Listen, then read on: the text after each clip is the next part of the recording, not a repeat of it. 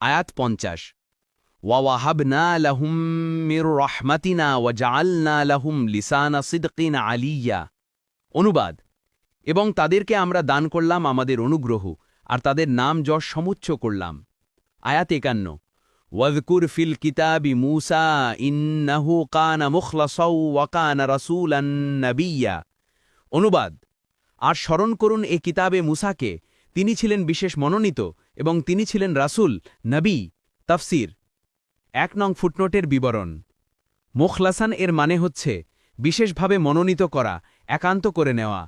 ইবনে কাসির অনুরূপভাবে মানুষের মধ্যে সে ব্যক্তি মুখলেস যে ব্যক্তি একান্তভাবে আল্লাহর জন্য আমল করে, মানুষের প্রশংসা করুক এটা চায় না। ইবনে কাসির মুসা আলাইহিস সালাম এ ধরনের বিশেষ গুণে বিশেষিত থাকায় মহান আল্লাহ তার কাজের পুরস্কার স্বরূপ একান্তভাবে নিজের করে নিয়েছিলেন। আল্লাহ তাআলা যে ব্যক্তিকে নিজের জন্য খাঁটি করে নেন তিনি পরম সৌভাগ্যবান ব্যক্তি।